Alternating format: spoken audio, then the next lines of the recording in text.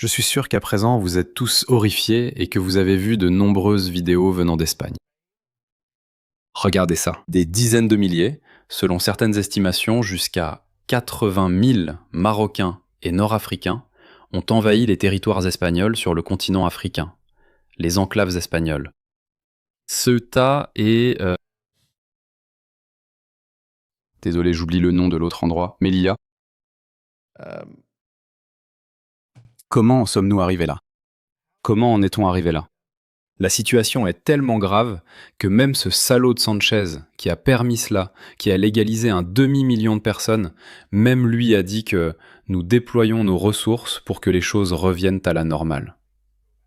Comment en sommes-nous arrivés là? D'accord, donc dans toute société, il y a toujours des récits concurrents. Et la direction que prend la société dépend du récit, des récits qui l'emportent. Maintenant, ces récits ne sont pas nécessairement toujours les bons ou les mauvais, ni même les plus populaires. Ils peuvent être choisis par l'élite, selon ce qui sert leurs intérêts. La corruption est possible, mais il peut aussi y avoir de bonnes raisons. Pour la plupart, la société occidentale a évolué dans la bonne direction. Quand je dis bon et juste, j'entends quelque chose qui s'est avéré bénéfique pour son propre peuple. Mais cela, jusqu'à très récemment.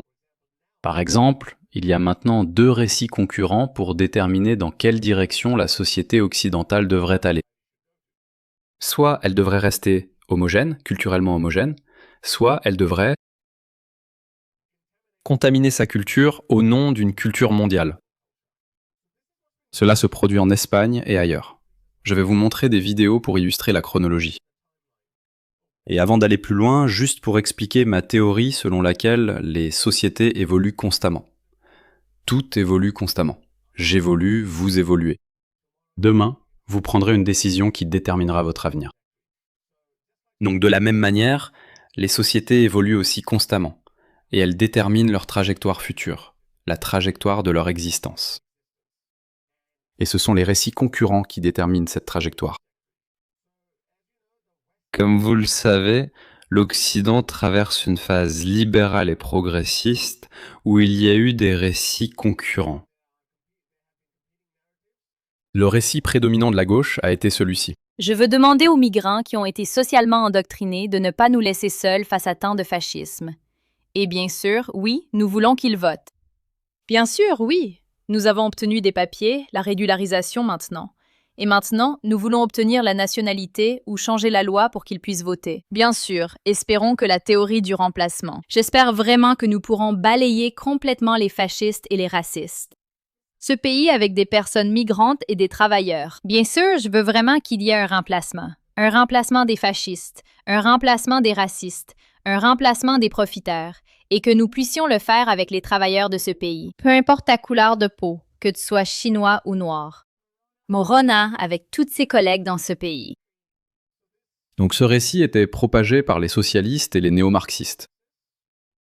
Faites entrer tout le monde.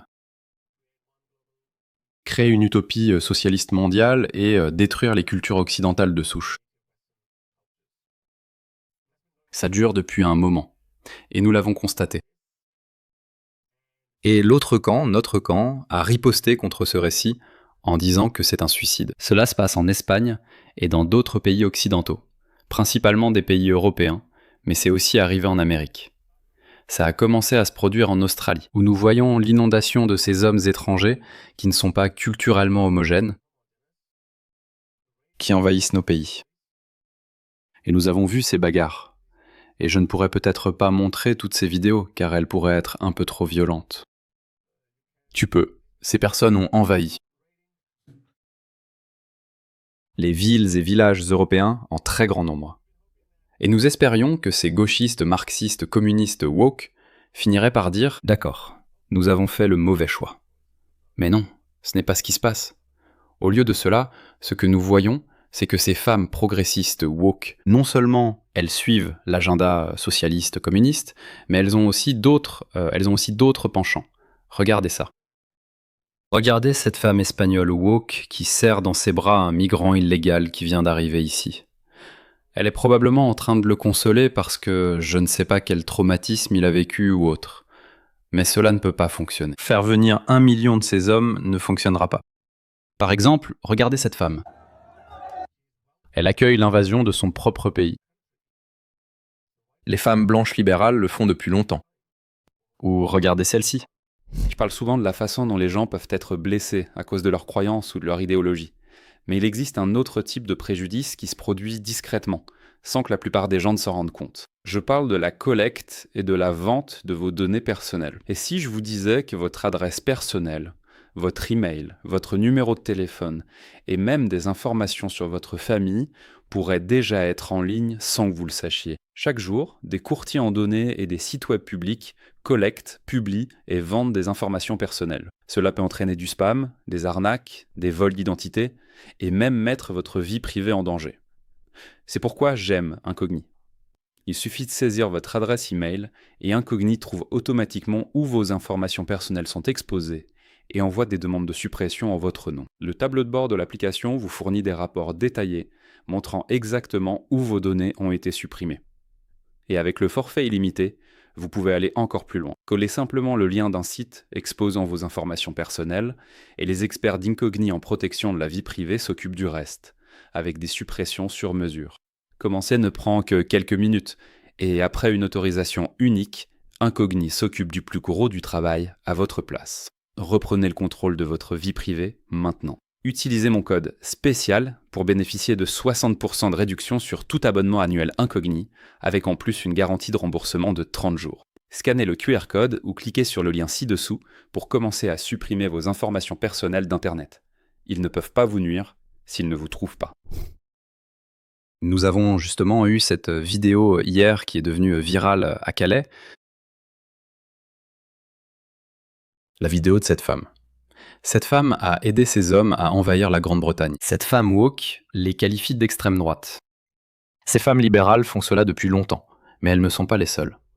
Regardez aussi ce type, ce gars espagnol homosexuel. Ces gens n'ont aucune idée. C'est... Alejandro, il dit « Parfait, nous le voulons ». Quelqu'un a tweeté ça. Regarde ce qui déferle en Espagne. Ces hommes agressifs en âge de se battre déferlent en Espagne. Et ce type gay dit « Parfait, on le veut ». Donc, évidemment, il a son drôle de fétiche. Nous avons constaté cela. Mon point est que c'est le récit de la gauche, avec un aspect marxiste et un modèle de libération sexuelle et de dégénérescence. Un récit là-dedans. Regardez celle-ci. En tant que femme queer, si je vais en Palestine, je crains Israël, pas le Hamas. C'est une contamination culturelle. La société occidentale souffrait déjà. Ces idiots ne comprennent pas. Regardez ça. Des gangs de migrants arabes traquent des hommes gays dans une ville allemande, les laissant hospitalisés. Cela s'est aussi produit à Sydney plus tôt cette année. Des adolescents gays et bisexuels de Sydney ont été attirés et agressés devant la caméra lors d'attaques inspirées par l'État islamique. Mais qui va le dire à ce gars gay ? Ce gars gay, c'est Alejandro qui dit « Parfait, nous voulons plus de ces hommes ». Voilà donc le discours de la gauche. Et cela a façonné la société occidentale. Et maintenant, les conséquences nous retombent dessus. Ce que vous voyez sur vos écrans,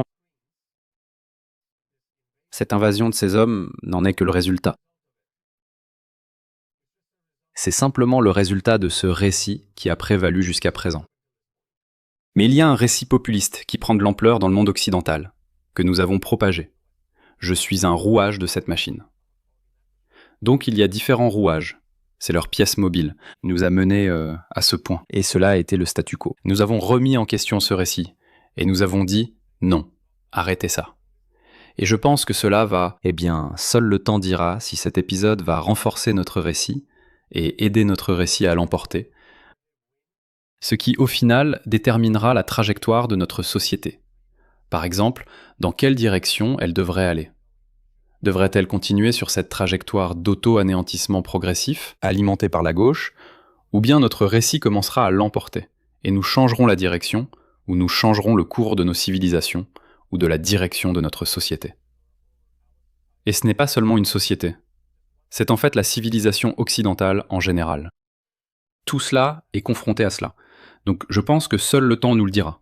C'est pourquoi, quand beaucoup de gens me demandent « Pourquoi, Harris, es-tu si confiant que l'Occident l'emportera et que les islamistes perdront ?» Oui, au tournant du siècle, il n'y avait que 500 000 musulmans sur le continent européen. Maintenant, il y en a 50 millions. Mais 50 millions, c'est encore un nombre bien plus petit. Oui, ils sont fortement radicalisés, ce sont tous des hommes en âge de combattre. Ils ressemblent à ça, ils sont déterminés. Ils savent ce qu'ils veulent. Ils savent ce qu'ils doivent faire. Regardez ça, ce sont les habitants de Barcelone. Je voulais vous montrer cette vidéo. Les habitants de Barcelone, pas de Kyoto.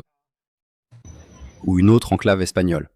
Les Barcelonais, ils mettent maintenant des fils barbelés sur leurs balcons pour empêcher ces envahisseurs d'entrer parce qu'ils ont mis des échelles à côté de ces balcons et ils s'y introduisent. Ils ont pénétré par effraction dans les maisons des gens. Regardez, écoutez, ils ont pénétré par effraction dans les maisons des gens. C'est Kyoto. Ces gens sont en train de pénétrer par effraction dans la maison de quelqu'un. J'ai vu... Regardez ça. Ça brûlait. C'est en train de brûler. Ces femmes ont fait ça. Ces femmes. Et regardez, plus vous êtes loin, plus vous êtes détaché de la réalité. Regardez ces femmes allemandes. Ces femmes stupides détruisent l'Occident de l'intérieur. Elles réclament justice pour Gaza et pour leurs petits amis du Moyen-Orient. Je pense vraiment qu'elles ont un vrai fantasme sur eux. Comme ça. C'est tout simplement incroyable. Regardez cette femme française. Je vais vous lire ce qu'elle dit en gros. Elle dit « Français blancs, vous avez déjà perdu la bataille raciale. Un Français sur 3 est d'origine immigrée. Il ne sert à rien de continuer à vous défendre. » C'est ce qu'elle dit. La proposition de loi de survie pour essayer de préserver des Français dits de souche. Longtemps, nous pensions que c'était des théories du complot. Ils l'ont dit. Ils avaient leur agenda. Ils ont introduit des politiques parce que, au départ, dans une société plus homogène, ils devaient être discrets, ils devaient être cryptiques. Ils devaient affirmer que le multiculturalisme serait formidable et fonctionnerait. Vous n'aimez pas ces délicieuses cuisines du monde? Et les gens, les économies fonctionnaient. Les factures, on pouvait payer ses factures, tout allait bien. Donc tu te disais, ouais, d'accord, très bien, peu importe. Ce récit, leur récit, a marché pendant longtemps. Et cela a continué à déterminer la trajectoire de nos sociétés. Et maintenant, nous avons atteint le point d'inflexion, où de plus en plus de gens s'en rendent compte. Quelle que soit l'idée que vous nous avez vendue, ça n'a pas marché. Ce n'était pas juste. Et ils deviennent de plus en plus effrontés. D'où les vidéos que je vous ai montrées. Oui, nous voulons leur remplacement. Comment ça, la théorie du remplacement est une théorie du complot? C'est vrai, ils l'admettent maintenant. Ça a toujours été le plan. Bien sûr, et beaucoup d'autres personnes l'avaient vu venir bien des années avant moi. Donc le point est, allons-nous attendre que la gauche détruise la civilisation occidentale? Ou allons-nous déterminer la trajectoire de nos sociétés et en fait de notre civilisation? Beaucoup de ces récits concurrents comportent de nombreux facteurs en jeu, avec de nombreuses personnes ayant chacune leur propre trajectoire de survie et d'existence. Ils servent tous leurs intérêts individuels, de groupe ou organisationnels. Comme cette femme que je vous ai montrée, qui travaille pour une ONG. Son ONG a une philosophie. Laissez-les tous entrer, laissez-les inonder la France, et ensuite, nous inonderons le Royaume-Uni. Donc, ils ont leurs propres intérêts. Leur trajectoire évolue également. Et le récit qu'il emportera au sein de cette organisation déterminera la trajectoire finale de leur organisation. Mais surtout, la trajectoire de notre société est la plus importante pour nous. Et moi aussi, je joue un rôle, vous jouez un rôle dans la détermination ou dans l'influence de la trajectoire de notre société. Et c'est une bataille de récits. Au final, tous ces facteurs en jeu diffusent un récit, ou servent, ou créent un récit, qui va finalement déterminer la trajectoire de notre société. Je pense que la gauche est en train de perdre. Ils vont provoquer beaucoup de sang versé, ils ont déjà causé beaucoup de dégâts. Mais c'est tout. Mais je pense que ça suffit. Le temps est écoulé.